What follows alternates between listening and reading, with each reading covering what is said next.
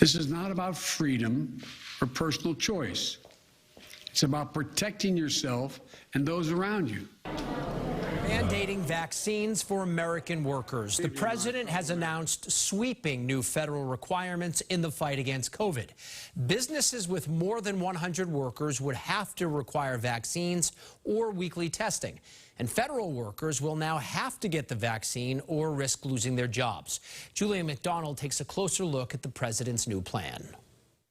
The president appealed directly to the unvaccinated, asking what more is there to wait for. Introducing his strategy, he began with what we know. Vaccines are safe, they're free, and very much available.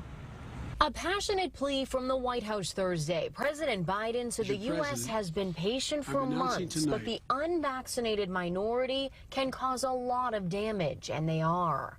We have the tools to combat COVID-19. And a distinct minority of Americans, supported by a distinct minority of elected officials, are keeping us from turning the corner.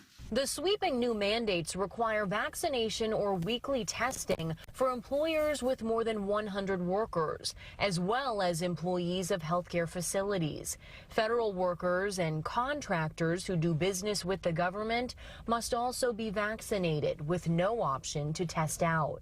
We're going to protect vaccinated workers from unvaccinated co-workers. According to the CDC, cases have shot up in recent weeks to around 140,000 per day, with about 1,000 deaths on average. Most of the spread and those severe cases are occurring among the unvaccinated. It's frustrating for the more than 177 million Americans who have already done their part. My kids, my grandkids, they are my family. We all have it. I'm fully vaccinated, my 12-year-old's fully vaccinated, and my 8-year-old will be as soon as it's available. Despite months of vaccine availability and incentives, some 80 million Americans remain unvaccinated. But that's about to change. I think you have the right to choose. You should. I'm now being forced into it, so I'm going Sunday, so I'd like to stay employed.